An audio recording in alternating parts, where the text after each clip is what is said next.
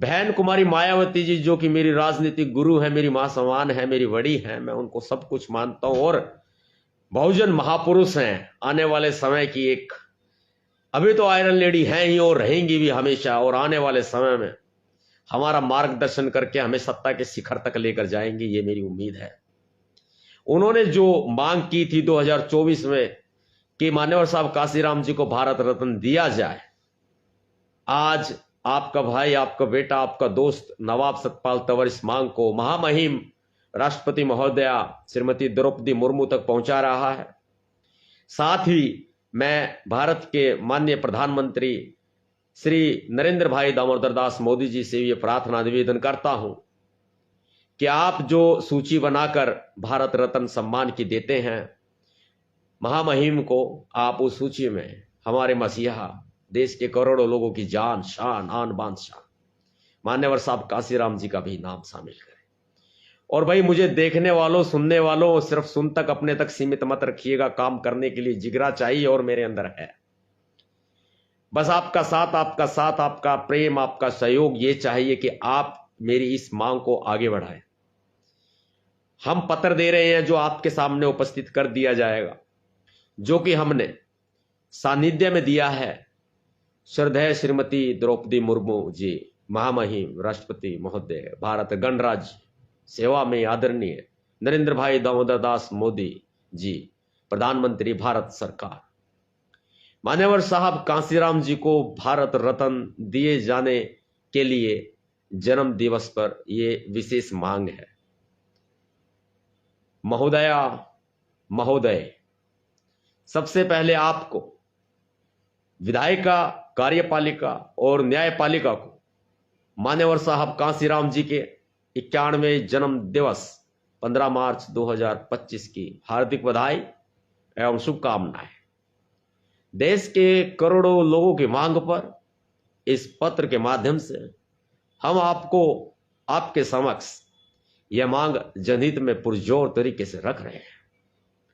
मान्यवर साहब कांशीराम जी देश के लाखों करोड़ों लोगों के मसीहा हैं। हम समाज का प्रतिनिधित्व करते हैं और इस जनहित मांग को आपके समक्ष मजबूती से रख रहे हैं। उनके परिनिर्वाण को 18 बरस बीत चुके हैं, लेकिन किसी सरकार ने ध्यान नहीं दिया है।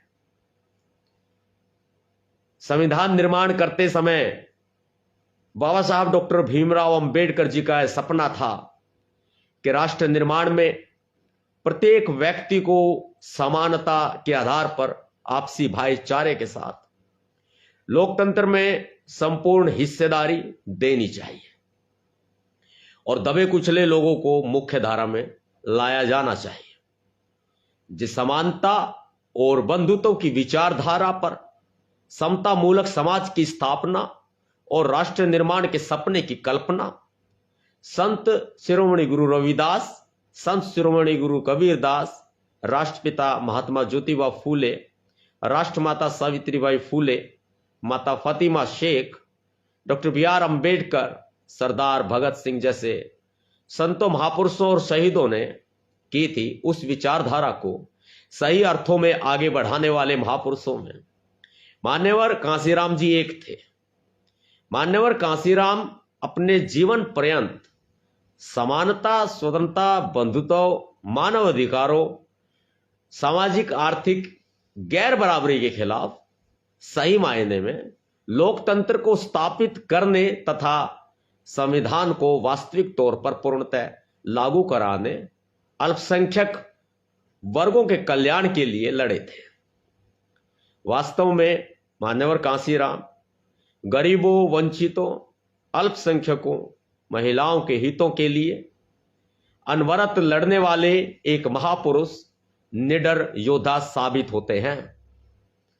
देश के गरीबों, दलितों, पिछड़ों, अल्पसंख्यकों, शोषितों, वंचितों, महिलाओं के रूप में देश की पिछड़ी आबादी को राजनीतिक भागीदारी दिलाने का जो सफल प्रयास किया है, वह वास्तव में लोकतंत्र को सही मायने में स्थापित करने का एक सफल प्रयास है, जिसे कभी भुलाया तो नहीं जा सकता। उनके महान कार्यों में भारत रत्न देने का सबसे पलवर कारण असमानता व अन्याय का नाश करके समता मूलक समाज की स्थापना में अहम योगदान देना है, जिससे भारत में जड़ता असमानताएं खत्म हो सकें और देश को विकास के पथ पर अग्रसित किया जा सके। लोकतंत्र में कोई भी वर्ग, कोई भी धर्म, कोई भी जाति, कोई भी समुदाय जनसंख्या के आधार पर और जाति या धर्म के आधार पर हाशिए का शिकार ना हो, शासनकर्ता जमात में उनको शामिल किया जा सके, ऐसे सुनहरे असंभव कार्य मान्यवर कांसीराम जी के अलावा किसी ने नहीं किए हैं। उनका प्रमुख योगदान राजनीतिक परिवर्तन के माध्यम से सामाजिक परिवर्तन की आधारशिला रखने के महान कार्यों को भी नहीं भुलाया जा सकता है। उन्होंने अपना परिवार त्याग कर वंचित वर्गों को उनके अधिकार दिलाने के लिए जीवन पर्यंत संघर्ष किया है। वंचित महिलाओं, वंचितों, दलितों आदि को शिक्षा ग्रहण कराने, नेतृत्व क्षमता का विकास करने, सत्ता में भागीदार बनाने, मानवता के आधार पर समाज निर्माण में उन्होंने जो महत्वपूर्ण योगदान दिए हैं, वह एक कृतज्ञ राष्ट्र को और जन कल्याणकारी सरकार को कभी भुलाने नहीं चाहिए।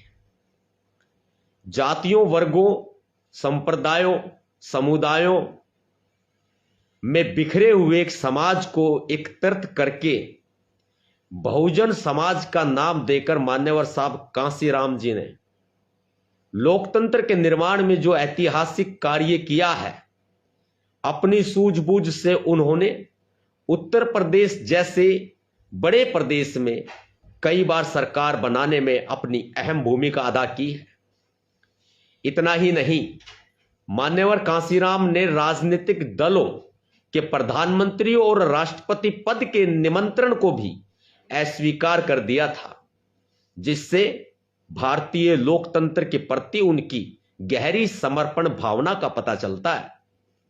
भारतीय राजनीतिज्ञ और समाज सुधारक के तौर पर अपनी पहचान मजबूत रखने वाले कांसीराम जी को अनदेखा करना किसी भी चुनी हुई सरकार के लिए उनके दलित विरोधी होने का एक बड़ा प्रमाण साबित होगा। उन्होंने भारतीय वर्ण व्यवस्था में बहुजनों को राजनीतिक एकीकरण तथा उत्थान के लिए जो कार्य किए हैं, बहुत से मौजूदा राजनीतिक दल भी उनसे सीख लेकर जनसेवा का कार्य कर रहे हैं। दलित शोषित संघर्ष समिति, DSS, अखिल भारतीय पिछड़ा वर्ग एवं अल्पसंख्यक समुदायों कर्मचारी महासंघ, बसपा, बहुजन समाज पार्टी और पीछे जो बताया मैंने वाम से शॉर्ट में की स्थापना करके उन्होंने मान्यवर साहब कांसीराम जी ने देश की राजनीतिक व्यवस्था, समाज सेवा और लोकतांत्रिक ढांचे को विशेष पहचान दी है। राष्ट्र निर्माण को एक बड़ी गति प्रदान की है। इस प्रकार से साहब कांसीराम जी अपने महान व्यक्तित्व, सामाजिक राजनीतिक योगदान एवं संपूर्ण आबादी के समर्थन में के आधार पर भारत के सर्वोच्च नागरिक सम्मान भारत रत्न के सबसे सुयोग्य पात्र कहे जा सकते हैं। इसमें कोई अतिशयोक्ति नहीं है कि उनसे बढ़कर कोई अन्य व्यक्ति भारत रत्न के लिए उचित पात्र हो। उनका स्थान स्वर्णाक्षरों में सबसे पहले आता है। सही अर्थों में देश के लिए उनके जीवन पर्यंत योगदान को कभी भुलाया तो नहीं जा सकता। और ये चुनी हुई सरकार, भारत सरकार और माननीय कार्यपालिका महामहिम राष्ट्रपति महोदया से देश के करोड़ों लोगों की यह मांग है कि मान्यवर साहब कांसीराम जी को देश के सर्वोच्च सम्मान भारत रत्न से नवाजा जाए। यही उनके प्रति सच्ची श्रद्धांजलि होगी। इन्हीं शब्दों के साथ आप सभी को शुभकामनाएं।